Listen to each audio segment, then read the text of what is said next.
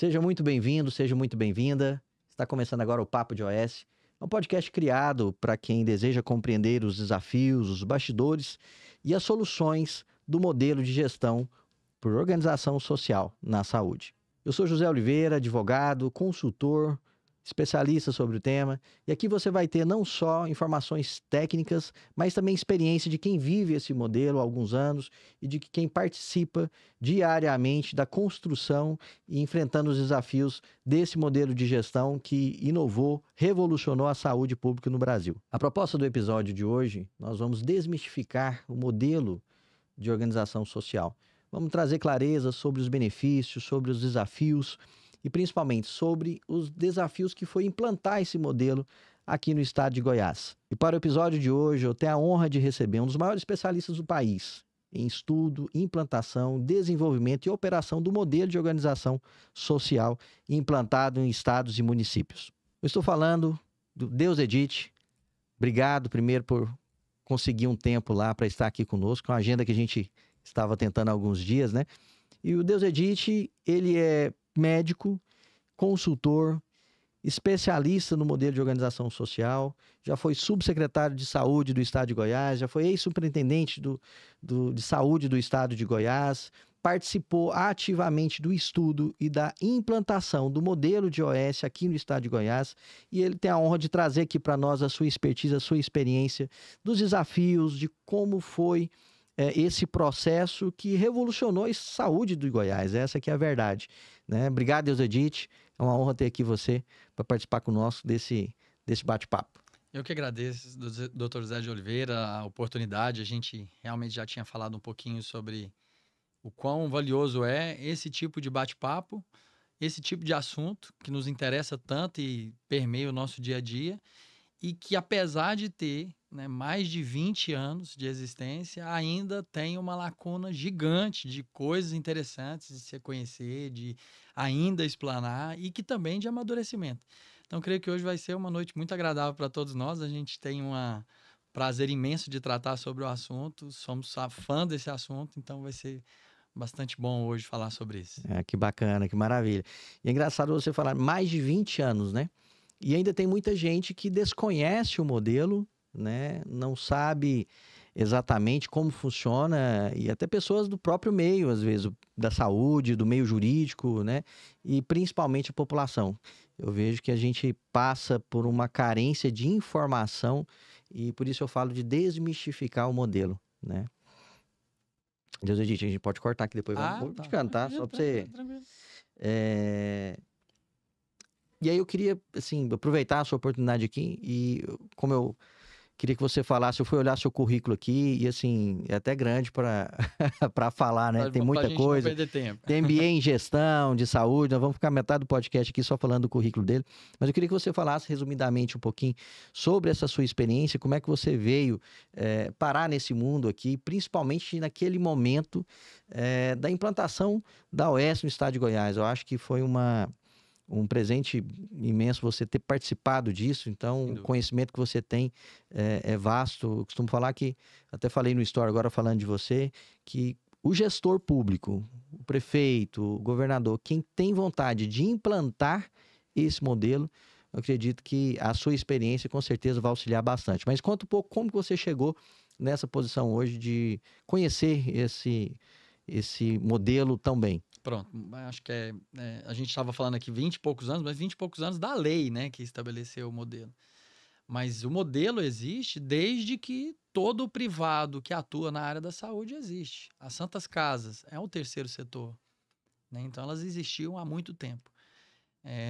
Bacana, interessante falar isso, né? Porque há todo mundo só muito coloca tempo. da lei para cá, Muito antes de da lei do 1990. SUS, muito antes da nossa Constituição, eles já existiam, atuavam, o terceiro setor atuava. Tanto que a Constituição de 88, no artigo 197, 199, fala sobre esse modelo. Depois vem a lei do SUS, a 8080 em 1990, e ela também cita a parceria, o terceiro setor, o sistema complementar da iniciativa privada atuando, reconhecendo essa existência de todo esse arcabouço que já estava aqui há muito tempo, desde o início. Então, não é novo a decisão de criar os arcabouços legais a respeito disso. Porque pode parecer 20 anos muita coisa, mas ainda é muito novo. Tá? A gente está mudando muita coisa, aperfeiçoando muita coisa, e ainda tem muita coisa para poder melhorar. Mas já é bastante significativo hoje tudo que a gente avançou. Então, falando da minha experiência, eu me formei em 2006 em Petrópolis, no Rio de Janeiro. Tive a oportunidade, durante o período da faculdade, de passar por alguns hospitais da Baixada Fluminense. E um dos hospitais da Baixada Fluminense é o Hospital de Saracuruna, um hospital que era foi a primeira organização social no estado do Rio de Janeiro. Ela era praticamente custeada por todos os recursos que vinham da Petrobras. Tinha uma gestão do terceiro setor, de uma organização social gerenciando a unidade. E além de Saracuruna, eu trabalhava nos hospitais do Rio. Então, de Caxias, Xerém, Abetá, atuando no Carlos Chagas, hospitais públicos de grande porte, que eram geridos pela gestão direta. Isso já em 2000 e? Isso durante o período de 2002 até 2006, saí da faculdade. Então, nesse período, eu tive a oportunidade de estar dentro de um hospital público, gerido por uma organização social, e que, inclusive, tinha uma metodologia, Neto, muito interessante. Ela fazia... Eu falei, Neto. Não tem problema, não. A proximidade aqui, né? Vamos lá, não tem problema, não. Tá caro, vou que, cortar inclusive, o Dr. José de Oliveira tinha uma metodologia muito interessante, que ele chamava de gestão democrática. E eu, como aluno de faculdade, fazendo parte da Liga do Trauma, participava dessas reuniões porque elas aconteciam por setor. Como eu estava no setor de emergência, a gente era convidado a participar uma vez ao mês de uma apresentação que a SOS fazia dentro do salão, onde ela mostrava todos os recursos, as receitas que elas tiveram, o que tinha ali a título de investimento ou as necessidades da unidade, separava esses valores de investimento por grau de prioridade. Então, sobrou R$1 milhão, 50% disso vai para a UTI, 30% disso vai para o centro cirúrgico, 20% para a enfermaria, o que sobrou ali para pronto-socorro, ou o contrário, até dar os 100%. E quando chegava na unidade de pronto atendimento, que era a unidade pela qual eu fazia parte, eles tinham o hábito de nos ouvir o que era prioridade para aquela unidade, apesar de já saberem. Apesar de já saberem. Os equipamentos estavam ali mapeados, já sabiam o que precisavam, mas queriam nos ouvir. E coisas interessantes aconteciam, tipo pedidos de... a gente gostaria que tivesse a renovação das poltronas de conforto, que tivesse a troca do frigobar, coisas que eram simples do nosso dia a dia. Uma cafeteira, um equipamento novo de ventilação, ou um monitor, ou um desfibrilador. Tudo isso eles nos ouviam. E acabava que os nossos anseios, em algum momento, eram atendidos, e não era raro esses momentos. Então, era uma coisa muito interessante. Um hospital extremamente limpo, extremamente organizado, extremamente abastecido, e que quando eu saía lá de dentro e estava dentro das outras unidades hospitalares, aquilo me chocava. E quando eu vim para Goiás, e resumindo bastante a história, quando eu vim para Goiás, eu fui coordenar alguns serviços dentro de unidades privadas. Então, participei de pronto-socorro do Lúcio Rebelo, Santa Genoveva, trabalhei nessas unidades, cheguei a assumir a UTI do EAPA, do Hospital hoje de Aparecida de Goiânia, a coordenação. E em um momento onde vivemos uma crise muito pesada, em 2009, H1N1, a gente estava com todos os hospitais com gestão direta. E no HGG, não era incomum passar arrancando miíase, que são aquelas larvas na boca de pacientes, por conta de não ter tela de proteção contra os mosquitos. E uma crise de pandemia, que foi H1N1, numa estrutura hospitalar extremamente caótica. Engessada. Extremamente caótica, dificuldade de compras e tudo.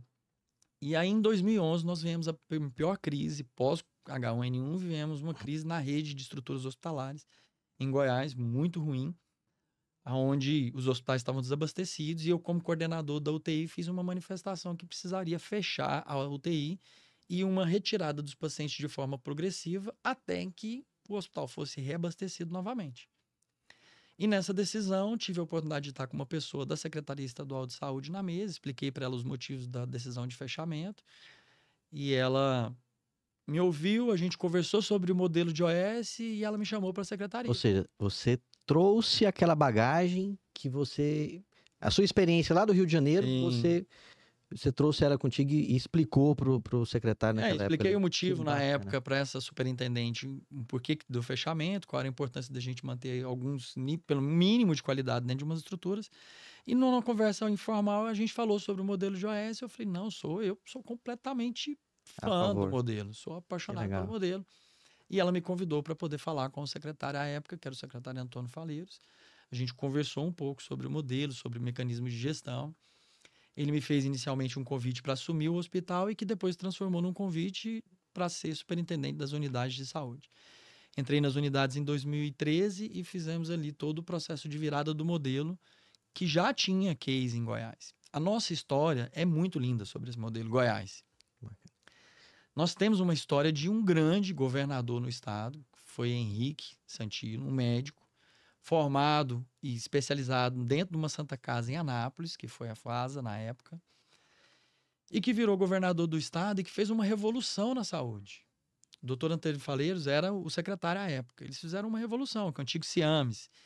Então, todos os grandes hospitais foram eles que construíram. O Hugo foram eles que construíram. O Henrique Santilo, junto com o doutor Faleiros. Todos os CAIs que existem em Goiânia, ou em Aparecida, praticamente todos os CAIs, o modelo de CAIs que existe foi criado durante esse governo. E foi reconhecido pelo Ministério da Saúde, tanto que ele virou ministro depois, como uma referência de saúde. Então, essa é a nossa história. Que bacana, não sabia dessa história. Exatamente. Então, na verdade, como diz, antes mesmo de implantar o modelo de organização social aqui, já teve toda essa mudança, essa estrutura que foi feita previamente lá atrás pelo Antônio Faleiro, que se eu não falo a melhor, você vai me confirmar aqui, se eu não estiver enganado. Depois deu continuidade para concluir. Sim, e você vai chegar nisso, eu tenho certeza. Exato. Então, essa é a minha história. Então, fiquei ali de 2013 até 2016 como superintendente das unidades, da gestão de todas as unidades de saúde do estado. Depois passei para subsecretário de saúde, fiquei até 2018 como subsecretário e a partir dali fui para uma vice-governadoria como assessor e depois agora só na vida privada. Bacana. Na consultoria na área pública e privada. Não, que história fantástica, eu não sabia. Não sei, como diz, de verdade você participou, aliás, vai cortar o de verdade aí, viu? Então, ou seja, você participou lá como diz, da sementinha mesmo aqui da organização social. Mas, e quando de fato, Deus Edith, lá nessa experiência, quando você levou essa semente, a superintendente comprou, te levou para a secretaria, e duas perguntas que eu posso colocar aqui numa só, né? Como surgiu a ideia, você acabou de me responder aqui, né? Mas qual que era o maior desafio naquela época para poder fazer essa implantação?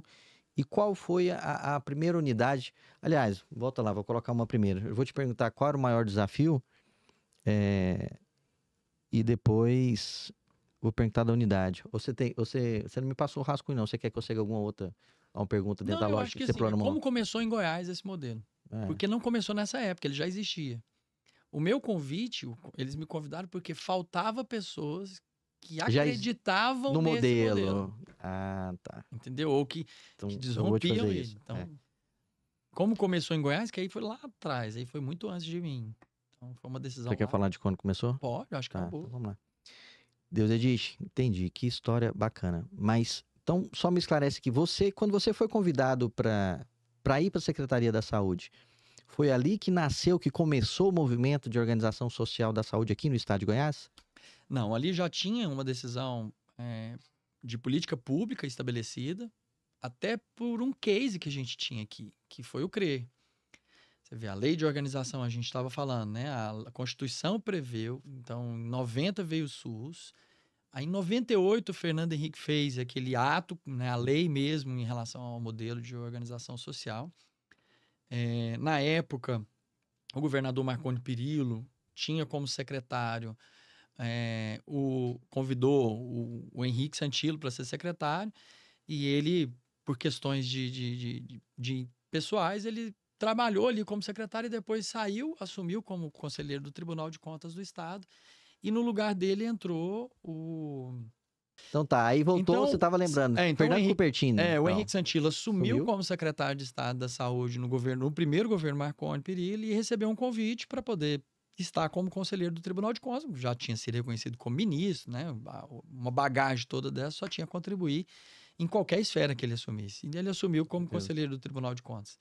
E o doutor Fernando Cupertino, também outro grande secretário de saúde do Estado, um apaixonado pelo SUS, assumiu no lugar. E aí, em 2002, começou o CRE. Ou seja, a lei é de 98, antes da lei estadual acontecer, começou o CRE. Na época, com a AGI, um modelo muito ousado, muito disruptivo, extremamente ousado, porque misturava vários conceitos, não era um público puro. Ainda hoje é assim, né? Não, Ele tem essa... Depois fez todo um arcabouço para a legislação Separar. que foi de 2005. Então, em 2002, o CRE. Em 2005, o Hospital de Urgências de Anápolis. E aí até em grande reconhecimento a todo o trabalho do Dr. Henrique Santillo, de Anápolis, tudo. E a FASA, que era a gestora da Santa Casa, foi a gestora desse hospital durante muito tempo. A irmã Rita, à frente desse hospital, fazia um excelentíssimo trabalho quando esteve lá. E aí, em 2007, o Hospital de Santa Helena. E em 2011, novo governo... E você participando disso tudo? Não, lá atrás não. Não, pois é, mas... Lá atrás não, eu só comecei em 2013. Você começou então depois, já depois do CRE. Então, tinha um CRE, né? lá o EANA, o de Anápolis, o URSO, ou ERSO, hoje, que é o de Santa Helena, todos eles no modelo ainda de organização social, sem um arcabouço muito bem definido. Ah, entendi. E aí vem a lei, né? Aí em 2005 vem a lei ali meio que estruturando todo um contexto. Nacional, né? Isso. E aí, em 2011, quando o governador assume novamente, os hospitais numa situação da rede própria, todos numa situação muito complicada. Até isso, hospitais novos. Construía e entrava um gestor novo. Uma organização. E aí, lá em 2011, ele tomou a decisão para 2012, 2013, fazer a virada de 14 hospitais em um ano. Foram 52 reuniões. 14 hospitais em um ano? 14 hospitais em um ano. 52 reuniões com o governador sentado na mesa, presencial, definindo prazo para cada um, atendendo todas as demandas, ouvindo e fazendo um processo de virada e choque de gestão. Isso em 2012, 2013. Em 2014, aqui a gente não está discutindo política, mas é interessante saber essa história. Sim. Em 2014, quando teve um processo eleitoral novamente, os 5 candidatos a governo não ousaram em nenhuma das suas entrevistas ou palanque falar que deixariam o modelo implantado. Eles falavam assim, precisa melhorar o controle, precisa fazer isso. E eu não estou dizendo aqui questões políticas, eu estou dizendo o impacto na sociedade foi tão positivo, forte, tão positivo, tão satisfatório, que nenhum político tinha como falar mal dele. Até o PT, na época, foi o Gomide, o Gomide foi um candidato a governo, e ele disse, olha, o que está funcionando, a gente não vai mexer. O que precisa é melhorar o modelo. E até porque você me falou aqui agora que, por exemplo, no EAPA, que foi quando faltava insumo, chegou para... Então, acredito que, ou se você puder falar, qual que era o cenário, porque nós tivemos 14 hospitais, então, que fizeram a virada em um ano. Isso. Qual que era o cenário naquela época que justificou a entrada desse modelo? Porque o que a gente conhece é que o modelo de gestão direta, ele é um modelo mais burocrático, ele é um modelo mais travado, que se demora mais para poder fazer as contratações e resolver os problemas da saúde, que ela é imediata. Então, não tem como você fazer um processo licitatório longo, né? Então, qual que era esse cenário desses hospitais quando... Porque você falou que virou 14, né? Então, eu penso que o choque de realidade, o que eu já vi bastante, era no Hugo, que era acostumado a ver pacientes no corredor, era uma situação bem caótica, uma estrutura bem deficitária, né? E a gente sabe que mudou bastante, realmente revolucionou a saúde aqui no estado. Fala um pouco para nós dessa virada, dessa chave lá. Então, a nível nacional, o presidente, à época da legislação da organização social e trazer esse modelo que regimentava o processo, não só da celebração dos contratos, mas também do todo o processo de qualificação, vislumbrou aquela expertise do terceiro setor que estava dentro das suas estruturas de rede própria, na oportunidade de contribuir dentro da gestão das unidades próprias do poder público. Que tinha o cenário de Goiás, não era diferente do cenário nacional. A grande maioria não, se não todos os estados A federação, com seus hospitais, que também tem, o Ministério da Saúde tem os seus hospitais federais. Pela burocracia, a lentidão, aquilo que a saúde exige, se você perguntar o que há de mais precioso dentro de um processo de assistência ao paciente, chama-se tempo. Perfeito. Se eu consigo A atender... Golden Hour, né? Que o pessoal fala, a importância do atendimento à primeira hora, caso de acidente. ou você tem o Delta T, a hora ouro, no caso do politrauma, ou você tem o Delta T das 12 horas no infarto, às 6 horas no AVC. Então, tudo é tempo. Tudo está correndo com tempo. A cada 6 minutos de parada cardíaca, após 6 minutos de parada cardíaca, cada minuto reduz 50% de sobrevida de um paciente. Caramba, hein? Então, tempo, material e habilidade técnica num processo assistencial em saúde é imprescindível. O que a lei, muitas vezes, a 866, e todo o trâmite da burocracia pública dificulta esse desenrolar. E o poder público também entendeu que ele era muito mais estar dentro do processo de ordenar as políticas públicas, criar os comandos centralizados e descentralizados, regionais, e deixar um pouco da execução direta e entregar para aquilo, sob supervisão dele, controle, fiscalização, aquele que mais tinha expertise. Era pedir a eficiência do privado com o espírito público numa unidade pública. Então, a nível nacional foi isso, em 98. Em 2012, aqui, 2013, não foi um cenário diferente. É lógico que o governador, à época, sentia esse cenário e sabia dessa realidade a nível nacional. Isso já acontecia de uma forma muito mais célere em São Paulo. Então, a gente só começou aqui em 2012, efetivamente. São Paulo estava desde 98. O Rio de Janeiro estava em 98 com a primeira organização social. Então, em 2012 foi, não, pronto, nós temos 3 modelos que funcionam aqui. O CREA, que deixou de ser uma referência nossa regional e virou uma referência nacional. O Ministério chegou a falar que ele era tão bom ou melhor do que o SARA. O SARA, eu lembro. Então, fantástico. Nós temos exemplos aqui fantásticos. Já saímos em mídias nacionais com pacientes que foram atendidos no CREA. Um grande exemplo aí. Inclusive uma organização social prata da casa. Nós temos um Einstein aqui. Nós temos que bater no peito e falar, nós temos o nosso Einstein. A Agir é um orgulho, o IDETEC é um orgulho, né? A prata da casa está aqui. São organizações sociais que nasceram iguais e demonstram esse potencial. Aliás, eu defendo que os hospitais privados façam igual ao Hospital de São Paulo. Que nós tenhamos uma organização social que atue na filantropia, chamada Anis Raassi. Fantástico. Santa Mônica, neurológico. Não só fechar no privado ali, levar a sua expertise para o público, colaborar. E participe. Fantástica essa ideia, fantástica. Assim como tem em São Paulo, Albert Einstein, Sírio Libanês, Moinho dos Ventos, todo mundo que desenvolve esse trabalho lá, que é privado, com fins lucrativos, que possui uma instituição sem fins lucrativos e que debruça sobre o SUS todo o ganho do seu conhecimento. Então... É interessante você falar, a gente ia falar mais na frente, mas o tema vai puxando, né? Você acabou citando nomes aí, né? Quando eu falo desmistificar, porque eu queria que você falasse um pouco disso, hoje soa muito pejorativo muitas vezes, principalmente no nosso estado, quando você fala de organização social. Infelizmente, e eu queria que você trouxesse a sua opinião, nós temos N organizações sociais extremamente sérias e competentes. Você falou IAGIR, IDETEC, vou acrescentar aqui FUNEV, e tem várias, né? E no Brasil afora. Mas problemas ocorrem, né? E sempre, às vezes, na troca de uma organização social ou outra, tem ficado um desgaste muito grande para o Estado, para a Secretaria de Saúde. Estamos passando por isso aqui agora, novamente. E aí a pergunta é, o que precisa melhorar? Quais são os desafios? Porque eu tenho certeza que a Secretaria de Saúde ela não quer esse problema. Isso é ruim para ela também, é um desgaste para ela, é um desgaste para os prestadores de serviço, é um desgaste para a população, é um desgaste para a própria organização social. E dentro da sua experiência, o que tem ainda de melhorar?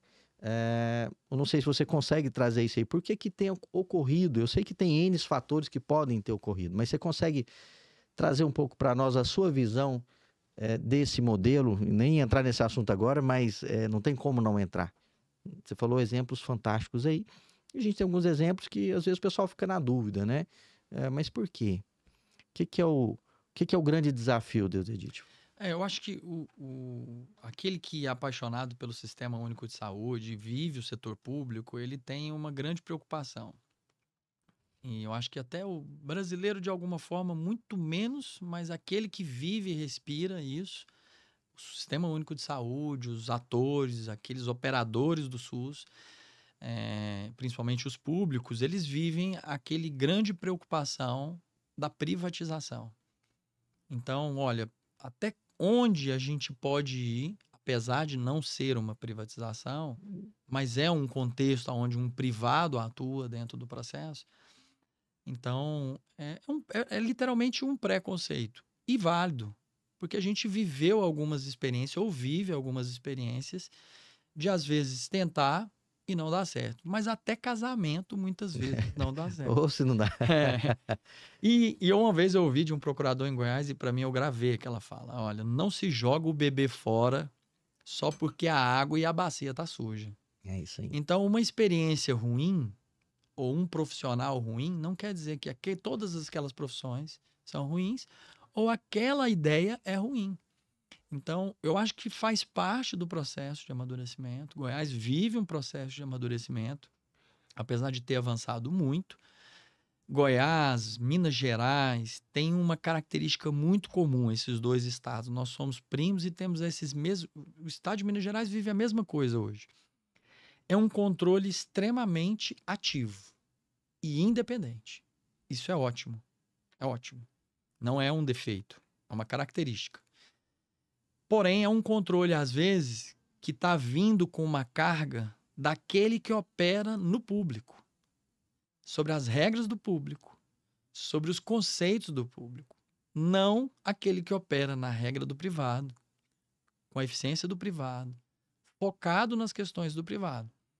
E aí acaba recaindo sobre o processo do controle amarras do poder público. Não repete os erros da administração direta, então? E sem dúvida Se você nenhuma. pegar o mesmo modelo engessado burocrático, Isso. só mudar de lugar? Ou se não repete, engessando o parceiro no processo da gestão, ele interpreta equivocadamente e muitas vezes de maneira muito dura, porque o poder público, entre aspas, é o único que pode dar calote em alguém. Boa. Não vou pagar. Não poderia. Não poderia. Mas se diz no direito de dizer, não, você está errado, sai. Você está fora, um erro que está aqui, faz. Eu digo que é mais fácil para o agente público dizer não do que sim. Ele fala 10 não, mas... Porque o não exime ele de qualquer Perfeito. responsabilidade. Não, não pode, isso aqui não pode. Não, não vou fazer. Não, aqui não tem. Não, é outro lugar. Porque não demanda nele uma força de entendimento, compreensão, defesa, argumentação, estruturação. Então, muitas vezes o controle é, não, isso aqui não pode. Mas espera lá, gerou economia. Não, mas não quero entender que gerou economia. Não pode. Mas, simplesmente não pode. E aí vai gerando uma série... Você pode ver que as questões que nós tivemos em Goiás até hoje não pautaram grandes evidências ou uma evidência absoluta, caso concreto, julgado, tramitado e julgado, de desvio de recurso público. Não tem. Nenhuma. Não tem. Todas são... aqui não podia, isso aqui não devia. É a prestação de conta que foi ruim, alguma coisa. Então, é uma meta que não cumpriu.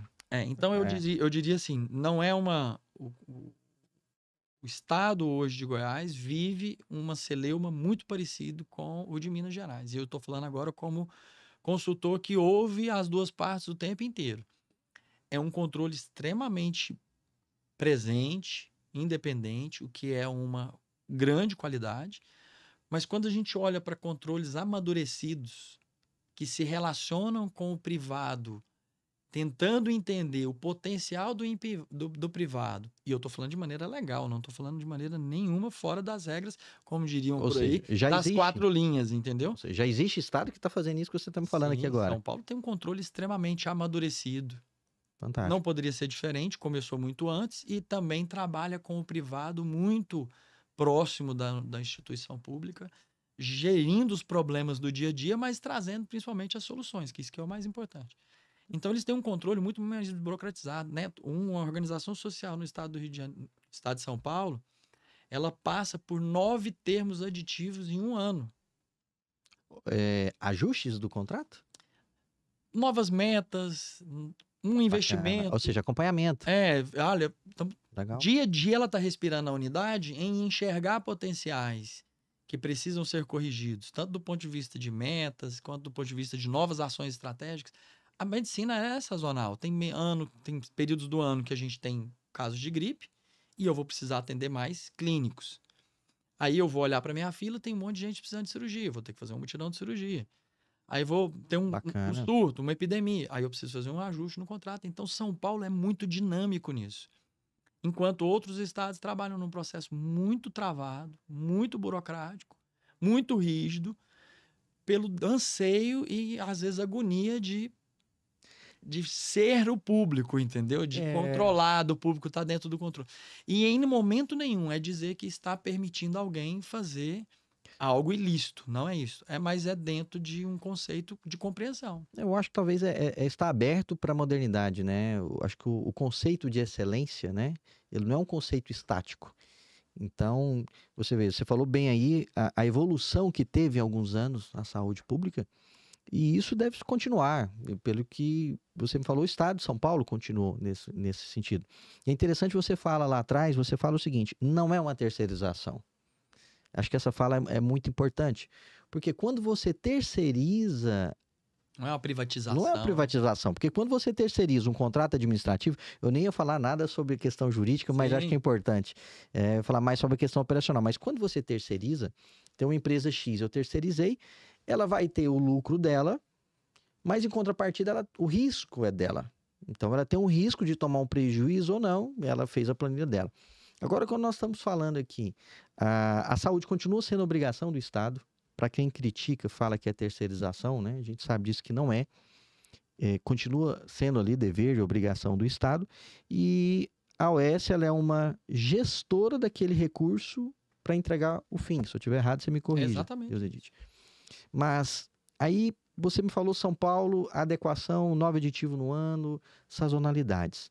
O que eu percebo, olhando na minha experiência, que existem alguns fatores, né, que determinam esses fracassos. Existe o fator, às vezes, da má gestão, a gente não pode deixar de falar nisso. Igual você falou, não é o modelo que faz algo errado, é o CPF, né? E ali, talvez, a falta de competência, enfim, uma gestão que não tão experiência, e passa pela seleção, selecionar adequadamente o parceiro privado, a OS. Mas será que não há também uma falha ali no planejamento, na precificação? Eu sei que tem uma ferramenta que o Estado usa. Será que os contratos estão precificados adequadamente? Será que as metas estão adequadas ao perfil da unidade? Ou talvez foi estipulada a meta adequada e mudou devido à sazonalidade, igual você falou, deveria sim refazer uma readequação? Eu penso muito nisso, aonde que poderia melhorar o modelo nesse sentido.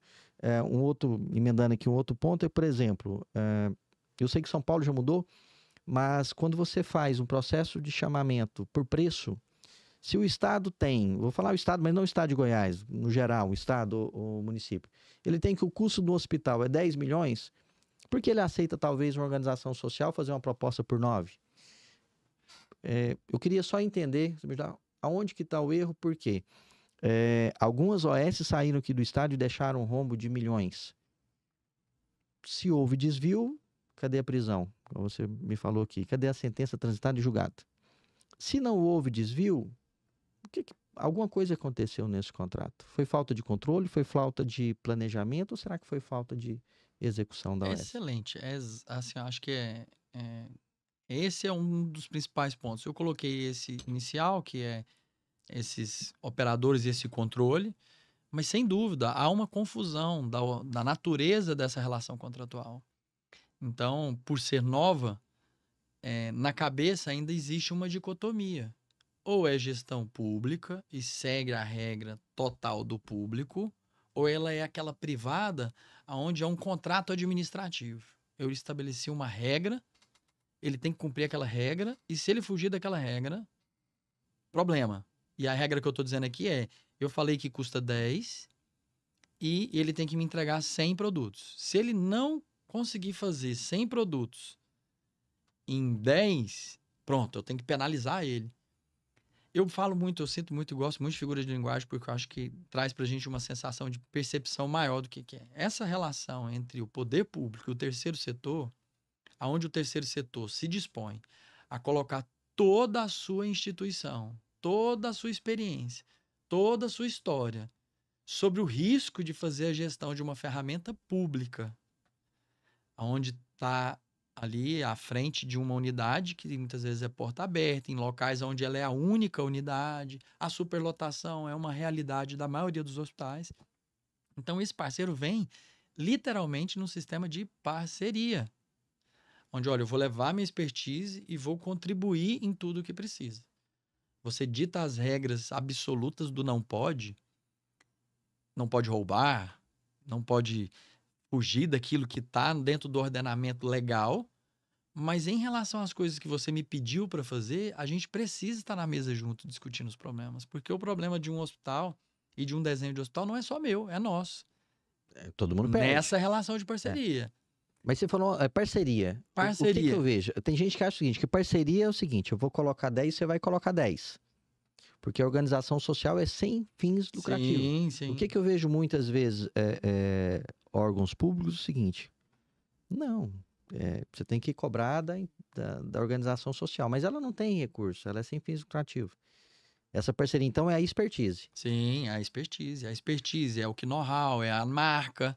Quando eu chamo um Einstein para gerir um hospital dentro do estado de Goiás ou em qualquer outro lugar, isso tem um impacto. Com certeza. É o Albert Einstein, né? E ele tem sido, em estado de Goiás, um grande navio pica-gelo.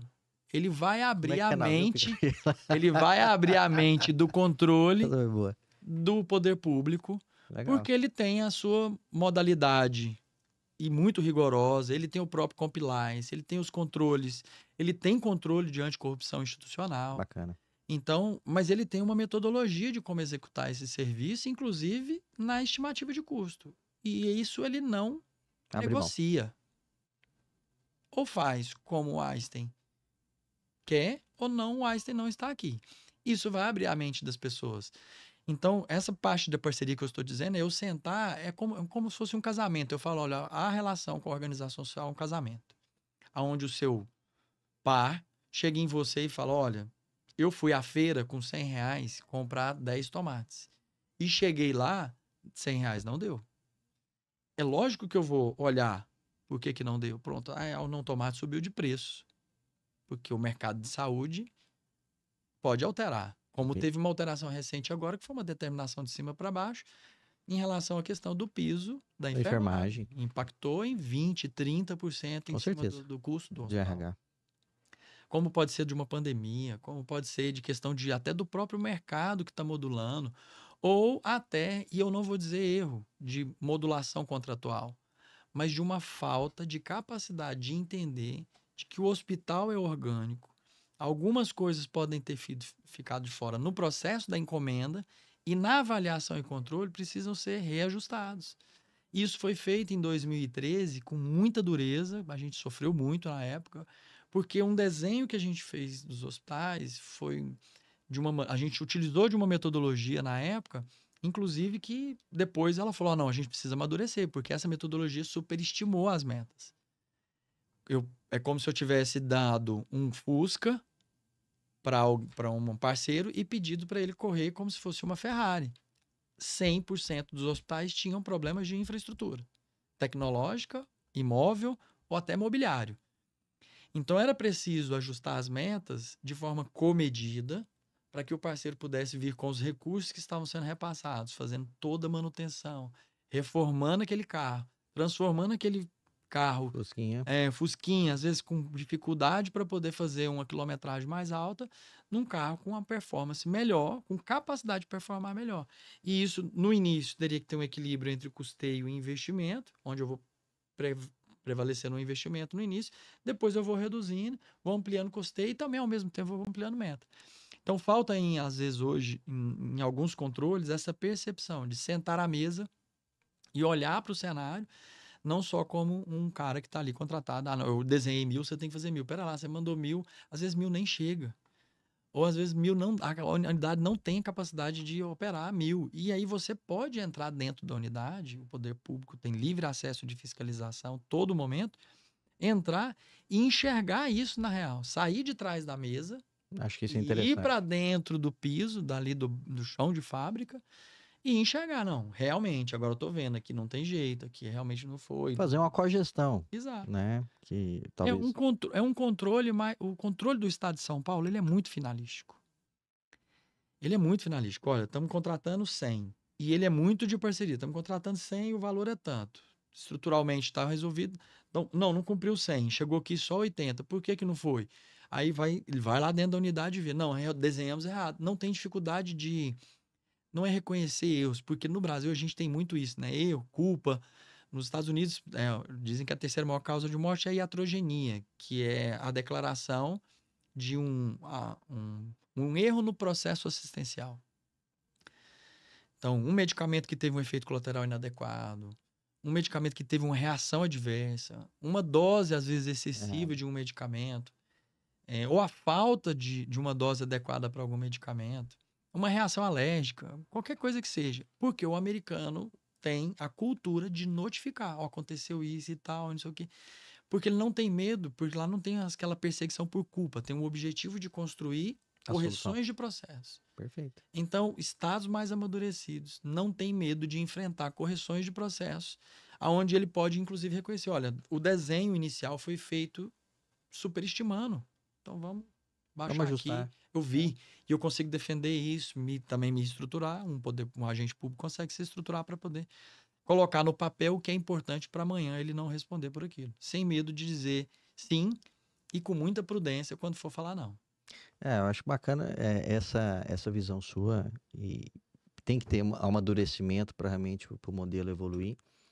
Eu acredito que hoje não há mais condição, espaço para voltar na gestão direta. Eu acredito que a gente vê isso na prática, os estados, as cidades, quem não tem ainda o modelo de organização social está implantando, principalmente por conta agora do projeto de lei, né, que está retirando ali da responsabilidade, do teto de gasto da lei de responsabilidade fiscal do gestor, o que é gasto com terceirização na saúde para organizações sociais. Então, acho que o modelo, acho que veio para ficar, né?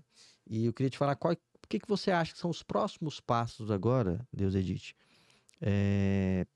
de evolução desse modelo, né? Você acha que ele tem vida longa, esse modelo de OS? Você acha que ele tem vida longa? Ele tem uma permanência? Visto principalmente agora que começou, que não é um OS também, que é o OSC, para mim, OS é a mesma coisa, muda a questão de legislação ali, mas é o mesmo conceito. Né? Eu acho que, assim, como você disse, é um modelo que sempre existiu, desde quando se fala de questões da atuação privada na área da saúde, e sempre vai existir, com a presença do poder público ou não, na relação com o poder público ou não. Agora, na relação do poder público, eu acredito que o Estado de São Paulo já está vivenciando uma próxima onda. Como ele criou a onda de 98, agora a próxima onda é o que o Estado de São Paulo começou a fazer, que já é com o privado com fins lucrativos. Então, ele já pega uma estrutura física, leitos de UTI, um centro cirúrgico, um hospital, licita na modalidade da nova lei de licitação que saiu e coloca ao privado para poder fazer, já margeando, entendendo qual é o custo operacional daquilo e estabelecendo o que está de estimativa de lucro. E com as metas, a modalidade de quadro de metas, tanto qualitativas quanto quantitativas da Organização Social de Saúde hoje, muito parecidas. Só que a estrutura é do privado. Vou dar um exemplo. A estrutura é do público. A estrutura é do público. Entendi. É a mesma Mas modelo. Não é o OSC que você está falando. Não é o OSC. É um agente como privado se ele fosse pegar aqui o Anis Haas. É como se ele chamasse o Anis Haas. Cuida para mim, sei lá, do hospital aqui do estado de Goiás. Vou te dar 40 leitos de UTI do Hugo. Você que vai gerenciar. Um exemplo. Aí o Anis Haas vai lá para dentro e gerencia com fins lucrativos. O que São Paulo é ousado em fazer? Criar benchmarks. O Estado de São Paulo tem uma estrutura hospitalar toda gerida pela gestão direta e só com profissionais efetivos da Secretaria Estadual de Saúde. Outra estrutura hospitalar, um hospital gerido por uma fundação, uma autarquia criada pela Secretaria Estadual e que gerencia com os seletistas. Que é a ABService que a gente tem aqui, que gerencia os hospitais clínicos, por exemplo. É um modelo. Perfeito. E as organizações sociais que estão lá. E ele pega esse povo depura os mecanismos de comparação para não estar comparando banana com maçã Bacana. e compara eles em relação à performance. E já teve 3 anuários ou grandes relatórios que apresentam a performance. A performance dos sem fins lucrativos. E eu estou OS. falando de instituições como a OS que a gente está falando, performam melhor na produção e no custo. Na grande maioria, está lá a organização social batendo na ponta, acima do privado. Acima do Acima do acima dos direto, outros 3 modelos. da autarquia. Aí agora ele está inserindo o privado para poder com fins lucrativos. Então agora ele vai ter Mas não tem performance ainda. gestão. Isso é ainda novo, isso é não, novidade. novo, Isso é novidade que é você o está eles já trazendo para estão nós aqui. fazendo. Que legal, olha só. Então eu acredito que a organização social está desafiada hoje a manter o seu nível de maturação e performance dentro do processo de gestão.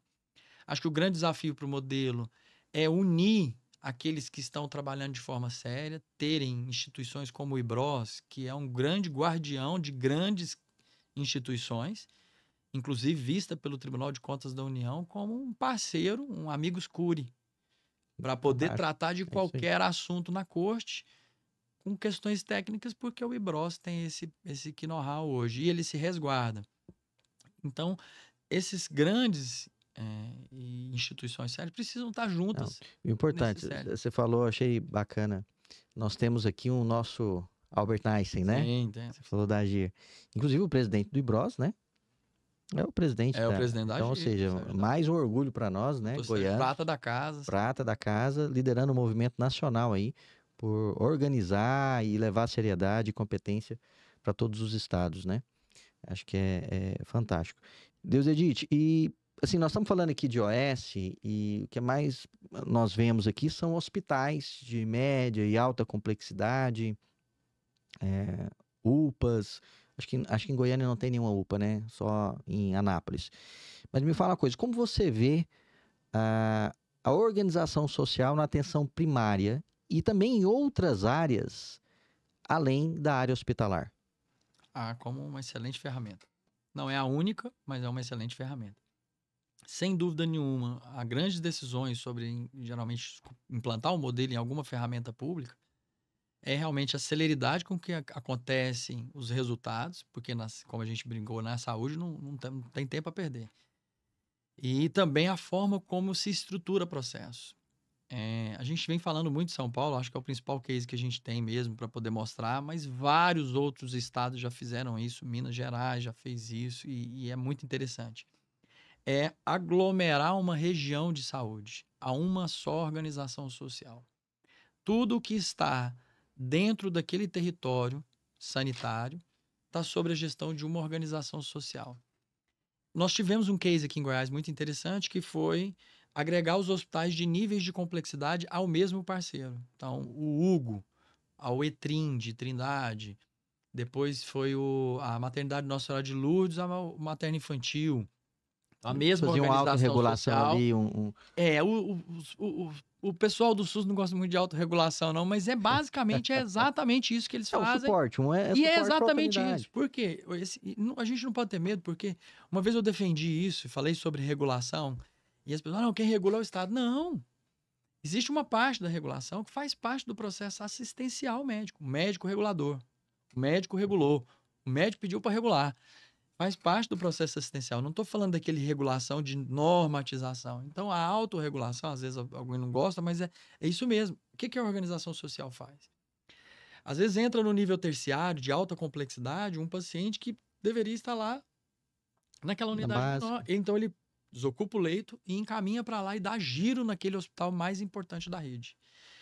E quando o hospital ou quando o parceiro assume níveis de complexidade que, inclusive, vão até a atenção primária, que é hoje o privado vem falando da importância da atenção primária. Unimed, Amil, Bradesco.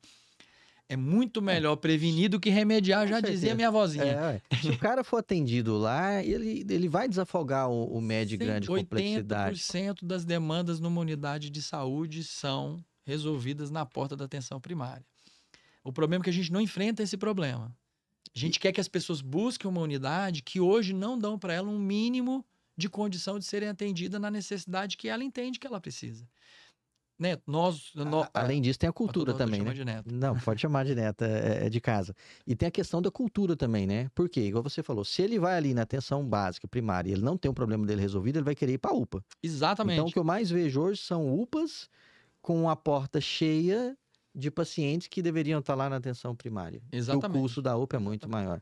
Todo mundo faz isso. Você sempre vai buscar um local onde você foi melhor atendido. E se em algum momento você foi melhor atendido em um hospital, você jamais procurar uma unidade básica perto da sua casa. E é verdade. Então, o impacto que tem de uma organização social de saúde gerindo a ferramenta de atenção primária é gigantesco. Existe uma organização social no estado de São Paulo, chama Sejam. Tive a oportunidade de conhecer o trabalho deles. Eles têm uma região de saúde muito grande do estado de São Paulo, gerenciando todas as ferramentas que estão ali, os ambulatórios, as unidades básicas. E eles têm unidades básicas que já são ONA 3. Caramba, ONA 3 acreditado, nível máximo Exatamente. de processo de acreditação em ONA. E eles têm uns números para demonstrar um processo de mapeamento da gestante de alto risco, um processo de diagnóstico e investigação diagnóstica por característica genética e comportamental de câncer em algumas pessoas. Tudo mapeado para tudo quanto é lugar. É o que a gente mais sonha. É um sonho. Como gestor, operador do SUS, é o que eu mais sonho, é ver esse nível de prevenção aqui em Goiás. Em qualquer lugar do Brasil, mas prioritariamente aqui. Mas vamos lá, nós estamos falando em Goiás, nós estamos em Goiânia, né? Fazer uma provocação agora para você. Nós estamos com a gestão nova e não é novidade para ninguém, tá na mídia aí o tempo inteiro, a reclamação da saúde pública no estado de Goiás, aliás, perdão, a saúde pública em Goiânia, nós estamos com maternidade sendo auditadas, e o pessoal reclama, acho que, se eu estiver errado, mas principalmente da atenção básica, né? Ali das UBS, das UPAs. Você como consultor, com a experiência que você tem, essa expertise que você viu, a mudança no cenário a nível estadual. Você acha que Goiânia, o que seria, nem sei se você poderia falar isso agora, mas pelo seu conhecimento, o que seria, não vou nem colocar a solução, né? Mas é isso mesmo. Qual que seria a solução para Goiânia? Vou ser direto logo. Tem solução? Jamais me arriscaria de dizer que é uma coisa só, que é uma coisa pontual, mas tem coisas interessantes para a gente poder falar. Historicamente, o Estado, bem no início da política pública do SUS, tinha aquela questão da gestão plena. Então, houve uma descentralização aos municípios para que eles coordenassem todos os serviços dentro do seu território. E depois, e agora se entende que não pode ser nem o céu nem o inferno. Não posso descentralizar tudo e o Estado dizer, não, eu só te mando o dinheiro e te mando as políticas e você faz. E também não posso puxar para o Estado. Precisa ser uma coisa sempre em cooperação. E o Estado de Goiás tem, historicamente, ele foi um dos primeiros estados que fez a descentralização. Quando ele fez a descentralização, ele fortaleceu algo que é natural. As capitais dentro dos estados é o território mais importante de saúde, principalmente no nível terciário, onde se congrega as grandes ferramentas de saúde, sejam elas públicas ou privadas, com potencial de resolubilidade daquilo que há de mais caro na saúde, mais custo, e também de altíssima especialidade. Então, a oncologia, dificilmente você tem ela fora da capital, né? Então, você pode, às vezes, descentralizar os centros de diagnóstico, alguns centros terapêuticos, mas a alta complexidade da oncologia fica na capital. Inclusive, o governador está construindo o COR aqui. Então, a capital tem esse papel protagonista. Quando veio a descentralização, que disse, os municípios cuidam de tudo que é de vocês, e o cara, poxa, não tem nada, eu preciso pactuar com alguém. Todo mundo pactuou com quem? Com Goiânia. Então, o Estado foi omisso no protagonismo de fazer a gestão do nível terciário de alta complexidade que lhe cabe, com as suas estruturas próprias, ampliando essas estruturas, e a capital acabou que assumiu isso de forma muito veemente, pactuando com os municípios e trazendo toda essa demanda para dentro da capital. Tudo que era de importância, então Goiânia assumiu um papel, um protagonismo muito forte. Com a expansão dos hospitais, agora no governo do Ronaldo Caiado, a regionalização da saúde, a abertura dessas novas estruturas que estavam aí para serem construídas e que estão sendo construídas, acabam que agora o Estado avança no seu papel de cuidar do nível terciário da mais alta complexidade. Então, é hora dos municípios, do Estado e da capital também recrudescerem um pouco nessa competência e focarem mais naquilo que é a sua competência intransferível, que é a atenção primária. Essa é intransferível. O município pode dizer, eu não vou ter uma maternidade aqui no meu território, mas ele jamais pode dizer que não terá uma unidade básica de saúde, porque é a competência primordial dele. Então, se gasta ou se investe muito pouco em atenção primária, o ideal é que seja R$8 por habitante. Eu tô fazendo conta aqui de café. Goiânia gasta em torno de R$3 a R$4 por habitante na atenção primária. Baixo. Então, assim, é importante, e não é que precisa pôr mais dinheiro, precisa deslocar onde o dinheiro está sendo aplicado. Então, precisa mudar o perfil das 3 hospitais que a capital tem, pegar uma, que é maternidade, transformar em um hospital geral, incorporar para dentro dele essas estruturas que às vezes estão terceirizadas, ou às vezes dependendo do estado para serem executadas, que é de competência da capital e para atender os goianienses, e remodelar a rede de atenção básica, é o principal ponto. Os gestores não se atentaram para isso, mas é um grande artifício político.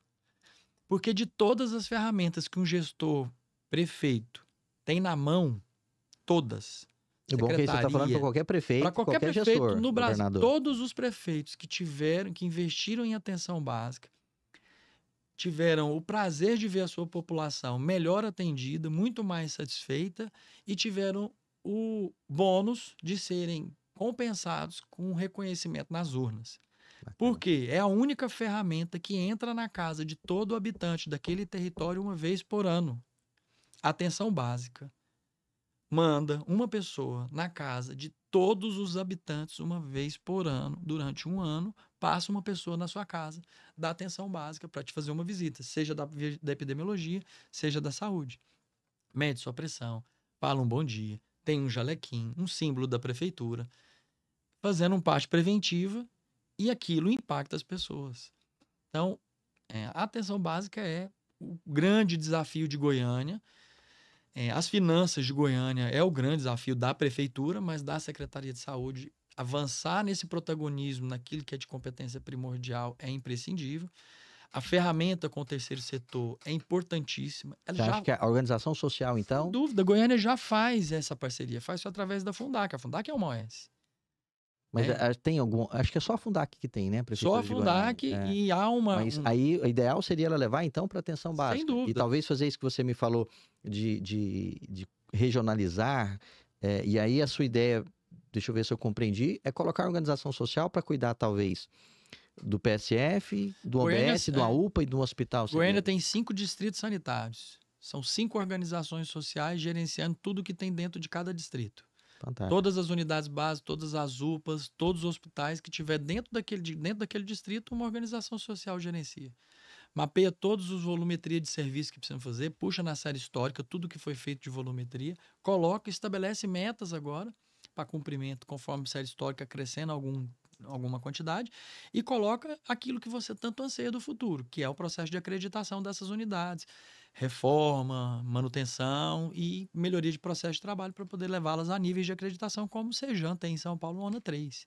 Deus Edith, fantástico. Acho que a gente for falar aqui de organização social, a gente fica até amanhã cedo, né?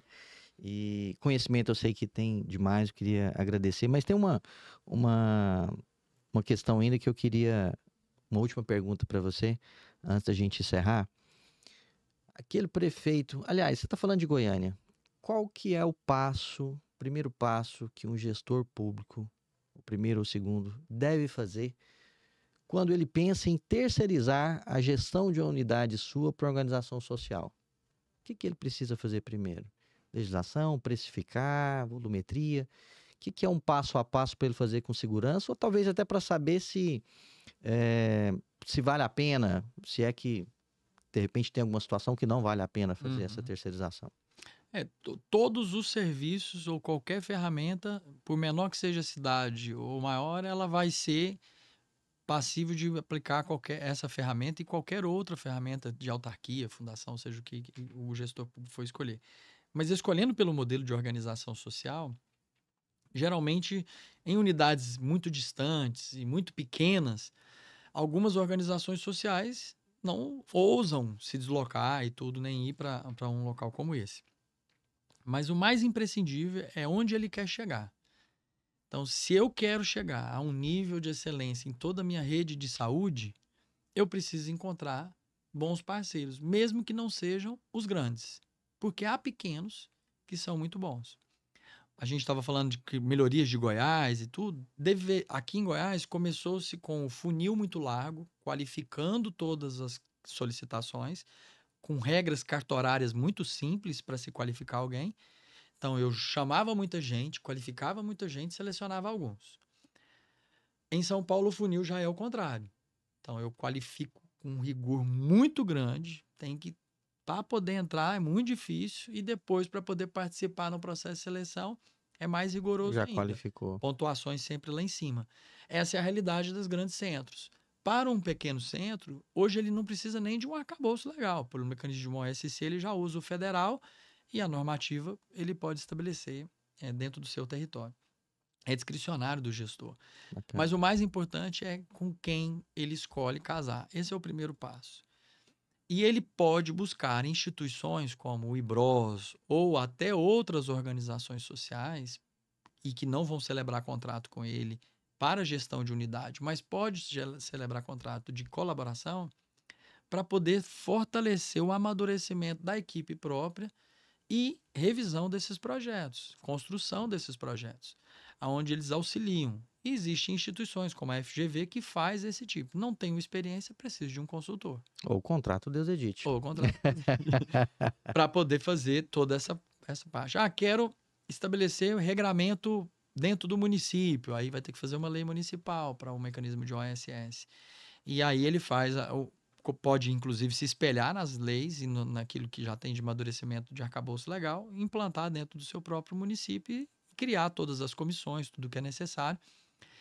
Mas uma consultoria sempre vai ser importante pela ausência, se houver essa ausência, de expertise de alguém dentro da instituição pública para desenhar esses contratos. Porque senão depois é muito mais questionável, né? A gente divide em 3 etapas: encomenda, contrato de gestão, avaliação e controle. Bacana. Basicamente, ele cicla nesse processo. Então, precisa ser feita uma boa encomenda, porque se eu não sei pedir ou peço mal, sou obrigado a conviver com o que recebo. Fantástico. Boa. O contrato de gestão é a ferramenta que nos garante a segurança da relação, e ela, muito bem feita, trará parceiros sérios, muito mal feita, grandes aventureiros. E a avaliação e o controle precisa existir para não estar sem as rédeas na mão, mas também, se precisar, dar uma vacina, uma dipirona, para aquele parceiro, para melhorar a febre dele, eu saiba fazer. Não mata o paciente, não. Só medica. Mas é interessante, né? Eu, assim, imensamente quero agradecer aqui a sua presença. Acho que foi um bate-papo, assim, enriquecedor. Você trazer aqui toda a sua experiência, toda a sua expertise. Sei que aqui foi só um pouquinho do que tem de conhecimento. E o pessoal que vê você aí, como é que entra em contato com Deus Edite? Tem o Instagram para o pessoal seguir? O LinkedIn, como é que faz para poder te seguir? Quando a gente postar, vai ter aí o Instagram, a gente vai marcar todo lá, o telefone e tudo. Pode deixar que o Merchan vai rolar. Eu que agradeço, doutor Zé Neto, para me ter convidado. Eu acho que a gente estava, inclusive, ansiosos para poder ter esse momento para conversar sobre tudo que a gente, em alguns momentos, já falávamos, já debatimos, e é um assunto onde sempre traz bastante satisfação de falar sobre ele. Não, o tema foi pouco pro tanto que a gente já debateu sobre esse assunto, né? Mas nós vamos ter outras oportunidades e, assim, imensamente obrigado, a casa é sua. Quem sabe a gente não faz um bate-papo aqui depois, traga alguém para debater. Você que estava aqui conosco até agora, obrigado pela audiência, obrigado, Deus Edite, novamente aqui por todo o conteúdo que você compartilhou conosco. Então, você que é do modelo, que é da saúde ou que tem interesse, se inscreva no canal, curta, compartilhe com um amigo que quer conhecer mais e até o próximo episódio falando sobre organização social. Aqui é o Papo de OS. Um grande abraço.